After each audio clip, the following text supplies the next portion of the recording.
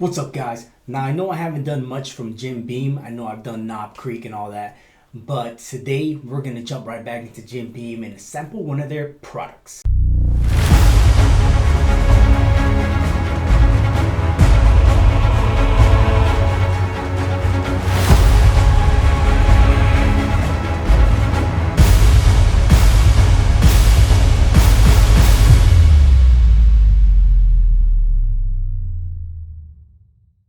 Alright guys, welcome back to Bottled and Bond, and today we're going to Kentucky and we're going to sample one of Jim Beam's products.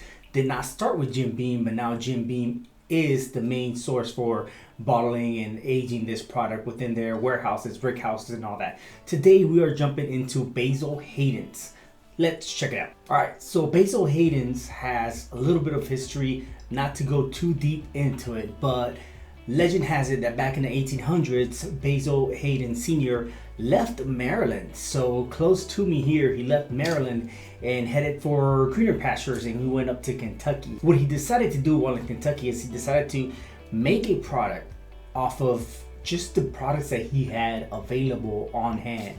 And what resulted was a high rye mash bill whiskey that wasn't widely known to man back then, but now is, and is bottled and aged and distilled by Jim Beam. Jim Beam is part of the Beam Suntory brand, which is off of Osaka, Japan. Basil Haydens is indeed a Kentucky straight bourbon whiskey.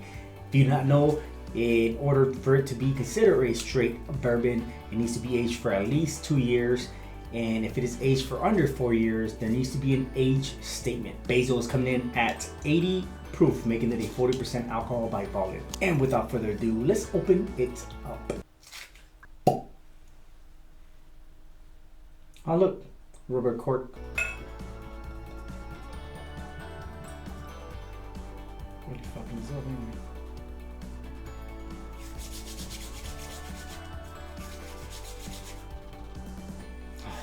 Mushroom, baby, that mushroom, baby. Get that mushroom. I love the golden color of Basil Haydens. Then again, what other bourbon that has that same, all of them have that same color. Not really, for the most part. You know, the first time I had Basil Haydens, I liked it. I thought it was a great bourbon. I wasn't exactly fond of it, but I thought I would hit it right back up. And here we are today. To the nose is automatic a spice, honey, but from afar the first thing I get was caramel indeed, but the spice is there. The mash bill on this is 73% corn, 13% rye, and 10% malted barley. The 13% rye makes this a high rye mash bill. Some of Jim Beam's other products like Old Grandad and a few others, they also contain a high rye mash bill. They make great products with such mash bill, but I'm almost expecting a spice when it comes to this.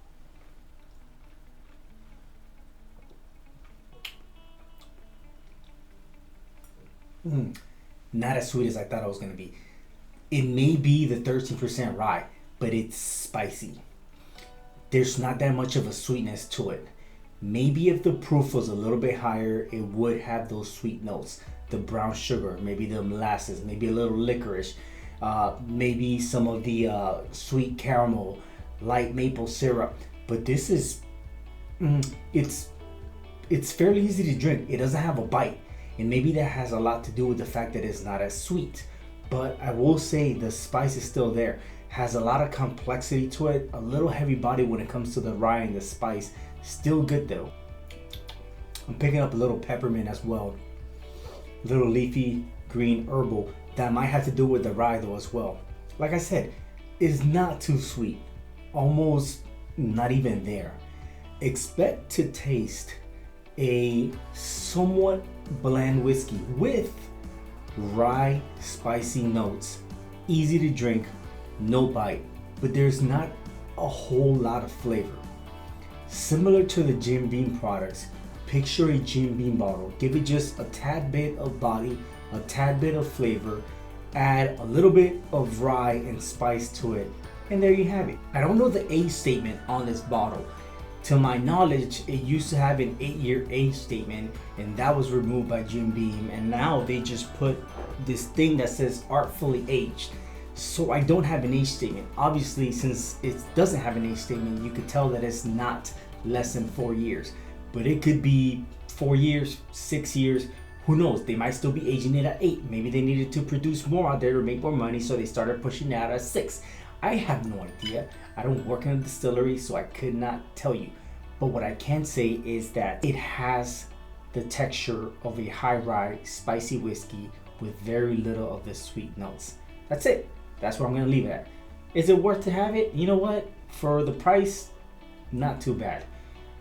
If you have very minimal or you have a limit to what you're keeping in stock, don't mess with it. Nonetheless, if you guys thought something else, you guys have had Basil Haydens, let me know in the comments below. Let me know what you thought and why you thought that. Recommend the next whiskey if you guys want to have it here. Share on Bottled and Bond. And like this video, share this video, subscribe if you have not subscribed. I'm Ozzy. This is Basil Haydens, Kentucky Straight Bourbon Whiskey.